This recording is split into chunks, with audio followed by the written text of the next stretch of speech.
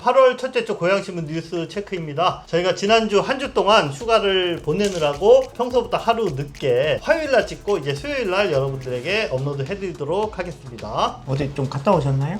예, 저도 휴가 기간 동안에 전라도 목포에 근거를 잡고 주변 도시들을 열심히 돌아다니면서 또 맛있는 것도 많이 먹고 아주 휴가를 알차게 보냈습니다. 근데 남 기자님은 휴가 기간 동안에도 보니까 또 쉬지 않고 일을 열심히 하셨나봐요. 기사를 많이 올리셨더라고요. 밖에 나가고 싶지 않았어요. 집에서 심심해서 기사도 쓰셨군요. 아주 좋은 습관인 것 같습니다. 이번 주 주요 뉴스 체크해드립니다. 고양시 의회 킨텍스 감사 조사 특위가 올해 말까지 활동 기간을 연장을 했습니다. 고양시가 또다시 부서 이전을 재추진해서 논란이 일고 있습니다. 이몽열 시의원의 도시계획 심의위원 해촉 파문이 일고 있습니다. 킨텍스에 들어서는 앵커호텔 이름이 노보텔 엠버서더 킨텍스로 확정됐습니다. 노후된 가좌공원이 리뉴얼 사업을 통해서 새로운 모습으로 변신한다고 합니다. 23년 동안 닫혀 있었던 일산초등학교 후문과 통학로가 활짝 개방될 예정입니다. 이동환 고양시장이 람사르 총회에 참석해서 장항습지에 대해서 사례를 발표했습니다. 마지막으로 다병원이 제공하는 건강 칼럼 무릎 관절 지키는 체중 감량법을 전해드립니다.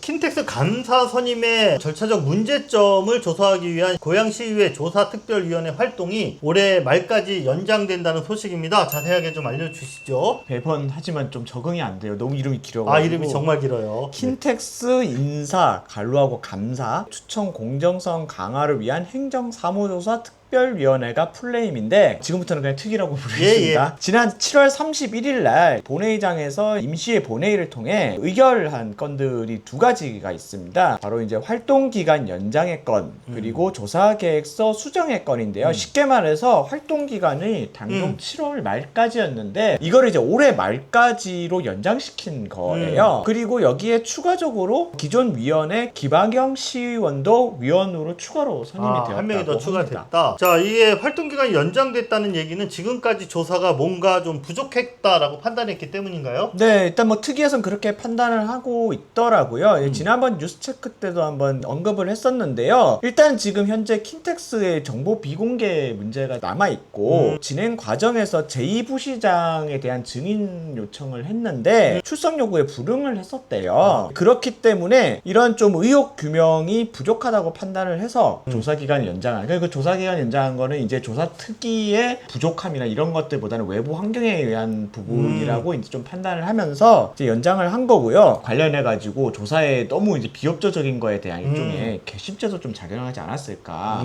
이런 태도로는 그냥 못 넘어간다. 끝까지 간다. 파고 들겠다. 자, 그렇다면 남은 기간 동안에는 어떤 점을 좀 더 집중적으로 들여다보게 될까요? 네, 일단 특위 측은 좀 지금까지 조사 활동을 통해서 이 엄감사 문제가 됐던 이 보은의사 의혹이 일고 있는 분이잖아요. 이분에 대한 이제 전문성 부족 문제, 그리고 경력 기재 불명확성 문제, 그리고 임원 추천이 불명확성 문제, 이런 것들에 대한 여러 가지 문제들을 현재 밝혀낸 상태라고 지금 밝히고 있고요. 남은 조사 기간 동안은 이제 또 감사 선임 절차의 구조적 문제를 좀 더 면밀하게 살펴보겠다. 8월부터 구체적으로 조사 일정도 수립을 하고 관련 내용들에 대한 증인 및 참고인들을 추가적으로 계속 신청할 예정이라고 합니다. 네, 이런 문제는 특위에 직접 활동한 분의 이야기를 직접 듣는 게 가장 좋을 것 같아서 남동진 기자가 이번 주에 최규진 위원장 인터뷰도 지금 계획하고 있잖아요. 네네네, 만날 예정입니다. 그래서 자세한 내용은 여러분들이 조금 기다리시면 인터뷰 기사를 통해서도 확인하실 수 있겠습니다.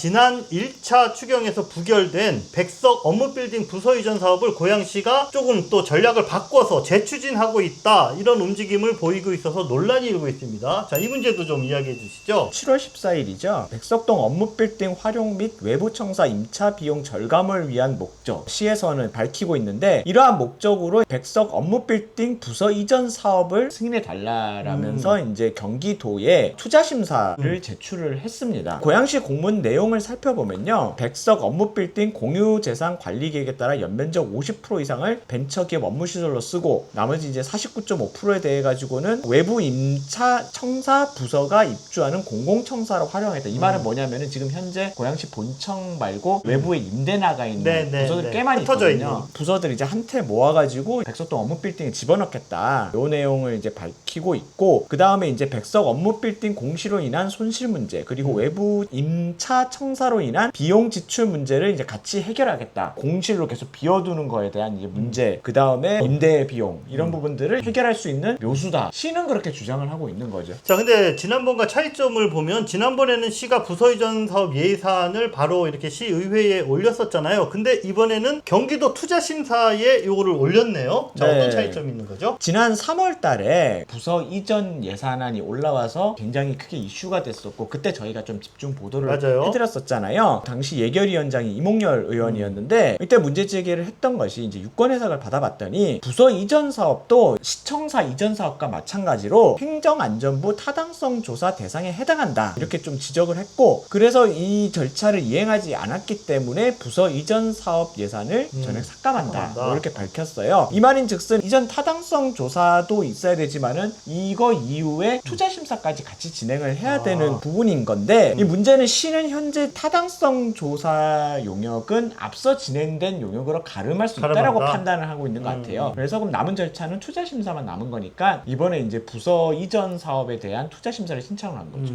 그렇다 보니까 이번에 투자심사 제출권을 그 자체를 두고도 고양시와 시의회가 또다시 이렇게 대립하는 이런 분위기네요. 이제 시민들이 봤을 때는 백석 이전 또 추진하는 거거든요. 달라진 게 왜냐면은 없는데. 똑같이 또 백석으로 옮기는 거를 시도하는 모습으로 보여지게 되고 그렇다면 시는 또 왜 이거 추진을 하느냐 똑같은 얘기 또 하는 거예요. 고양시의회가 원안 가결했던 그 공유재산 관리 계획을 이행하기 위한 정당한 절차다. 그리고 정해진 용도에 맞게 공유재산을 활용을 하고 시민 세금을 아끼기 위한 불가피한 결정 이렇게 주장을 하고 있고요. 근데 이제 이몽열 의원 같은 경우는 고양시가 투자심사 넣은 거에 대한 절차적 하자가 명백하다 이렇게 주장을 하고 있는데 먼저 이제 제기하고 있는 문제는 뭐냐면은 투자심사를 앞두고 이제 타당성 용역을 진행을 해야 되는데 아까 설명드린 것처럼 시는 현재 기존의 행안부 타당성 용역으로 대체할 수 있다라는 입장이라고 말씀드렸잖아요. 근데 이몽열 의원의 주장은 좀 달라요. 왜냐하면은 기존 타당성 조사 예산 집행이 시의회 결산 심사에서 부결이 됐거든요. 이것도 좀 초유의 상태인데 그렇기 때문에 이 타당성 조사에 대한 예산 집행은 의회에서 인정하지 않는 부분인 거예요. 이 위법적 요소가 있기 때문에 다시 말해가지고 이 타당성 조사 용역 자체가 효력을 상실했다.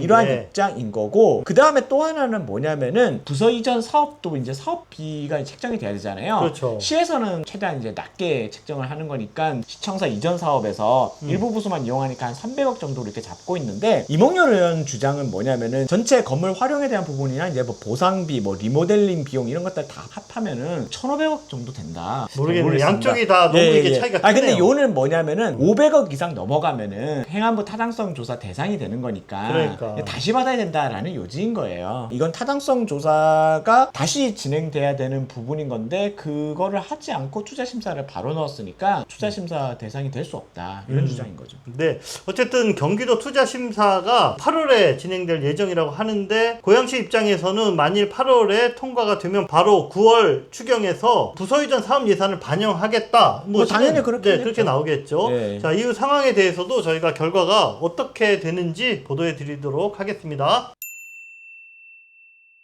다음 소식입니다. 지난주 뉴스체크에서 식사동 데이터센터 조건부로 고양시가 사업 승인을 한 요거를 둘러싼 그 후폭풍에 대해서 저희가 좀 그때는 좀 급하게 다뤄드렸어요. 그래서 약간 후속 소식을 좀 추가로 전해드리는데 사업 승인을 막아왔던 이몽열 시의원을 시가 도시계획위원회 위원회에서 해촉시킨 사건이 또 지금 파문이 좀 커지고 있습니다. 지난주에 이제 말씀하신 대로 잠깐 언급을 해드리긴 했는데 시가 지난 25일날 도시계획위원회 당연직 위원으로 이제 임명됐었던 그리고 활동을 해왔었던 이몽열 시의원에 대해서 해촉을 공식 통보를 했습니다. 여기 보시면 나와 있고요. 해촉 사유는 이 조례에 규정이 있더라고요. 뭐 도시계획위원회 품위 손상에 따른 해촉 규정이 있는데 이유는 이제 해당 위원회에 참여한 민간위원 9명이 이 이유로 해가지고 이몽열 시의원의 해촉을 이제 시에 요청을 했고 그렇기 때문에 이제 시에서 그걸 받아들였다. 그게 주된 이유였습니다. 네, 요거에 대해서 제가 지난주에 먼저 취재했던 내용이긴 한데 그때 시에서 들은 얘기가 뭐냐면 이몽열 의원이 일부 위원들한테 시행사 사주 받은 것 아니냐 이렇게 이제 회의 때 이런 취지의 발언을 해서 민간 위원들이 강하게 반발하면서 뭐 사과해라 사과 못한다 뭐 이러면서 이제 해촉 요구서를 시에다 제출했다 이렇게 주장을 했거든요. 네, 근데 이게 또 이몽열 의원 주장이 다르더라고요. 네. 27일날 이제 공식 입장을 밝힌 내용이 있었는데 고양시 도시계획위원회가 고양시민을 위한 위원회 위원회냐 아니면 개인 사업차를 위한 위원회냐 이렇게 말했던 것으로 기억을 한다.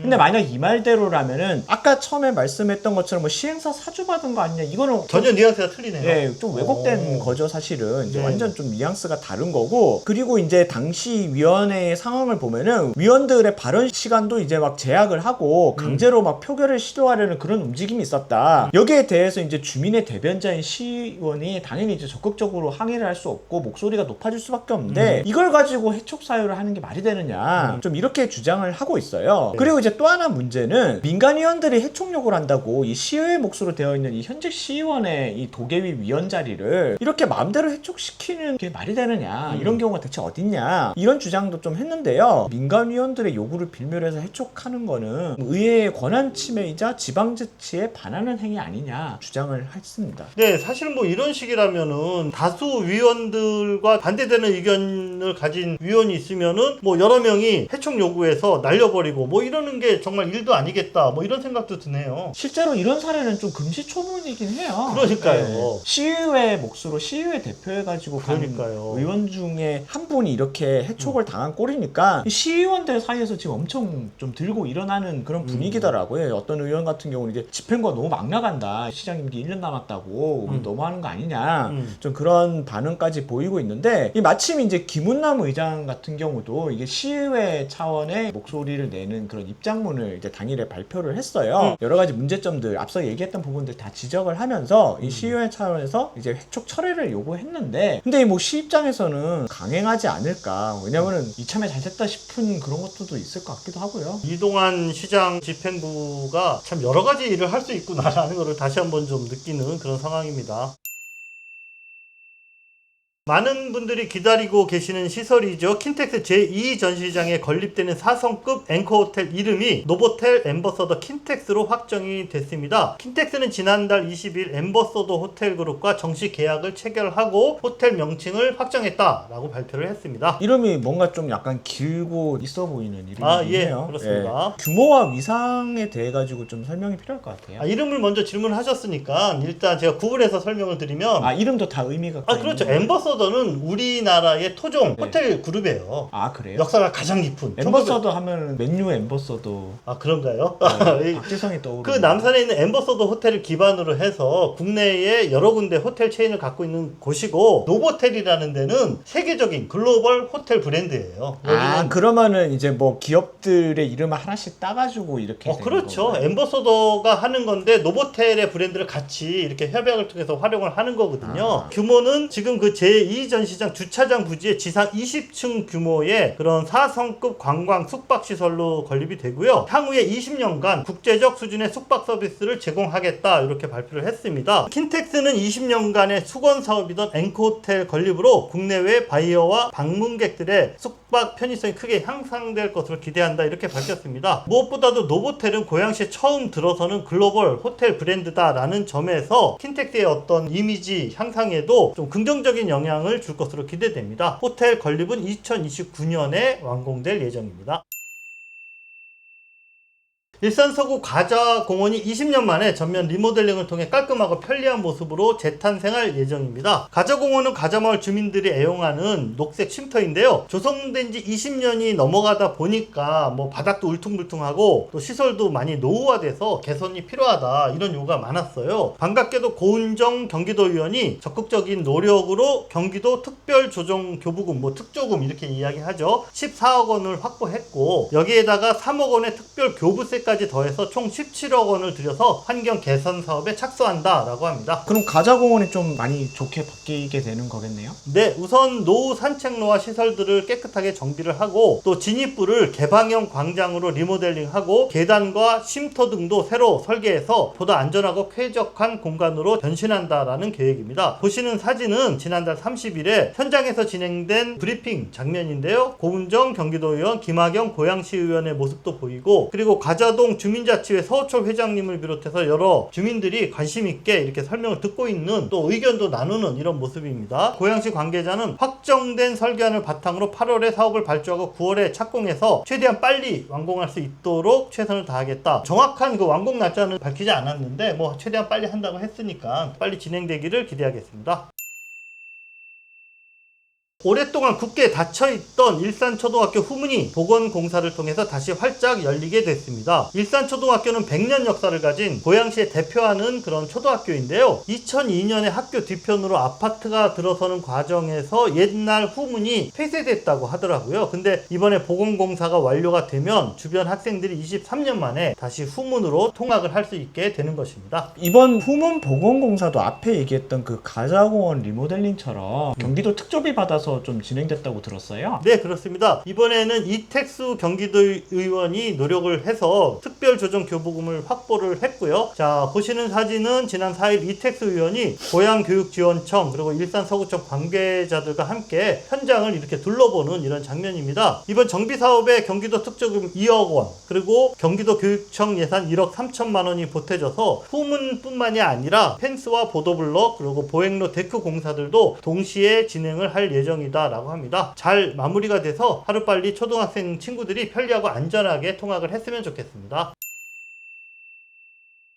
네, 이동환 고양시장이 지난달 24일부터 27일까지 아프리카 남부의 그 짐바브웨의 빅토리아 폴스라는 도시에서 열린 제15차 람사르 협약 당사국 총회에 참석하고 돌아왔습니다. 짐바브웨라는 이름 되게 좀 오랜만에 듣는데 짐바브웨 달러가 인플레이션 너무 막 높게 발생해 막 문제되고 막 그런 거 얼핏 들을 기억이 나거든요. 저는 세대가 더 옛날이라서 짐바브웨라는 나라가 원래 백인이 세운 로디지아라는 나라였는데 흑인들의 참정권이 확대되면서 국명을 전통 이름인 짐바브웨로 바꿨던 이건 70년대 후반의 이야기입니다. 뭐 그런 건 어떻게 아세요? 아, 제가 어릴 때 국제관계에 관심이 많았어요. 먼 나라 이웃 나라 이런 거 나오는 건가? 예. 아니 저희가 이런 말씀을 드리는 이유가 이 짐바브웨를 왜 가셨나? 시장님 해외 출장 가는 걸 또 싫어하는 분들이 가다 아프리카까지 가가지고 진짜 다 갔다. 네. 남도 북극 빼고 이런 얘기까지 나온 이건 좀 씁쓸하긴 하지만은 나름 이번에는 목표를 가지고 갔다 오셨네요. 네, 지금 말씀하신 뉘앙스처럼 사실 뭐 전 국민이 호우와 폭염으로 어려움을 겪고 있는데 또 해외 출장이냐 뭐 이런 비판적으로 보는 목소리들도 있는데 제가 이야기를 좀 하는 거는 사실 람사르 총회 참석과 관련해서는 조금 긍정적인 부분과 또 비판할 부분이 공존한다. 저는 이렇게 좀 생각을 하고 있습니다. 좀 더 구체적으로 좀 설명해 주시죠. 네, 우선 전 세계가 기후 위기 그리고 환경 문제에 직면한 지금 도시에서 생태적으로 가장 중요한 기능을 하는 곳이 바로 습지입니다. 그런 면에서 고양시가 람사르 습지인 장항 습지를 보유하고 있고 그리고 이번 총회에서 이동환 시장이 직접 특별 세션 패널로 참여해서 장항 습지의 관리 사례들을 발표한 것 자체는 긍정적으로 평가할 만하다라고 말씀드릴 수 있겠습니다. 아니 관리 사례 발표할 것들이 있어요 지금? 지금 보도자료 보시면은 많은 관리 사례들이 이번에 람사르 총회에서 발표가 됐습니다. 그래서 고양시에서도 보시는 것처럼 세계적인 도시명 람사르 습지, 세계가 주목한 드론 생태 보전 도시, 이동환 시장 람사르 총에서 생태해법 제시 뭐 등등 화려한 수식어를 달아서 이번 총회 참석 모습 그리고 일정을 대대적으로 이렇게 홍보하는 보도자료를 여러 차례에 걸쳐서 이렇게 지난주에 냈습니다. 하지만 문제는 이런 화려한 시정 홍보의 이면에 가려진 고양시 습지의 현실이다. 요 점을 좀 말씀을 드리고 싶습니다. 지금 관리도 잘 못하고 있잖아요. 물론 이제 거긴 이유는 있긴 네, 하지만. 그러니까 그 이유를 먼저 말씀드리면은 잘 아시는 것처럼 람사르 습지 지정되자마자 거기서 지뢰가 폭발하는 그래서 사람이 크게 다치는 이런 사고가 있었어요. 그래서 그 문제가 지금까지도 해결이 안 되고 있어요. 이게 또 골치 아픈 게 지뢰 문제는 지자체가 독자적으로 해결할 수 있는 문제가 아니라 이제 국방부 또는 한강유역 환경청 뭐 이런 데랑 같이 해결을 해야 되는데 사실 지금 누구도 나서지 않으면서 수년째 이 문제가 미해결 과제로 그러면서 람사르 습지의 관리 문제도 이제 떠오르고 있는 이런 상황입니다. 이 문제에 대해서 뭔가 좀 향후에 어떻게 발전적으로 대응할지에 대한 미래지향적인 뭐 비전이 좀 제시될까라고 기대를 했는데 그거에 대한 언급은 하나도 없더라고요. 그래서 근데 이거는 좀 어려운 문제. 그러긴 하죠. 근데 그래도 지자체장이 리더십을 가지고 의지를 가지면 뭔가 거버넌스도 좀 구성을 하고 그 다음에 다른 기관과의 협력도 얻어서 대안도 모색하고 이런 게 있어야 되는데 그런 시도조차 없다라는 게 이제 문제점이다라는 겁니다. 그리고 또 한 가지는 장항습지만 고양시의 대표 습지 브랜드로 이렇게 홍보를 할 게 아니라 장항습지 외에도 고양시에는 습지들이 많이 있거든요.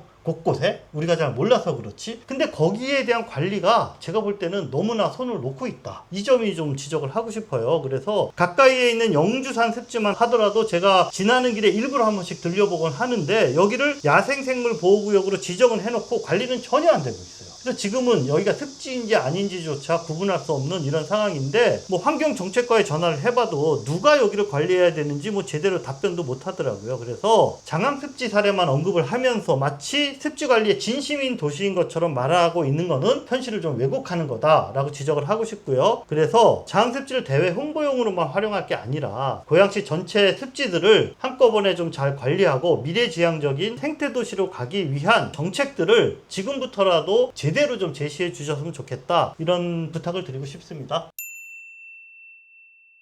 언제나 고양팟의 든든한 후원자이시죠. 척추관절 스포츠 외상 전문병원인 다병원에서 제공해드리는 건강 칼럼입니다. 근데 요즘 여름 휴가철을 전후해서 급격하게 체중 감량 시도하시는 분들이 많으신데요. 이게 자칫 잘못하면 무릎 통증으로 이어지는 이런 경우가 있다고 하더라고요. 이에 대해서 차상민 다병원 원장님은 다이어트와 무릎 관절 건강이 밀접한 연관이 있다라면서 무릎 관절도 지키고 체중도 줄이는 방법에 대해 전문적인 어드바이스를 해주셨습니다. 네이버나 고양신문 홈페이지에서 차상민 다병원 원장을 검색을 하시면은 네. 이 관련된 기사를 찾아보실 수가 있고요. 또 주요 내용은 저희가 또 영상을 통해서 또 요약해 드리도록 하겠습니다. 네, 다 같이 한번 보시겠습니다. 보통 체중 자체가 1kg 정도 상승함에 따라서 무릎 관절에 과하는 부하도 3-4kg 이상의 더 부하가 많이 될 정도로 체중과 무릎 관절과는 많이 연관이 되어 있고요. 물리적인 부하뿐만 아니라 실질적으로 몸 안에 있는 염증 대사 그리고 대사 질환과의 연관성에서도 많은 관련이 있어서 무릎 질환과 다이어트의 관련성은 굉장히 높다고 말씀드릴 수 있겠습니다. 보행을 좀 더 안 하면서 할 수 있는 운동 방법은 누워서 할 수 있는 체간 운동이라든지 가벼운 심호흡 운동을 동반된 등척성 운동 자체만으로도 조절하는 데 많이 도움될 수 있으면서 많은 이점이 있을 것이라고 생각이 듭니다. 고양신문이 추천하는 다른 영상도 시청해보세요. 고양신문 멤버십 회원으로 가입해 고양신문을 응원해주세요.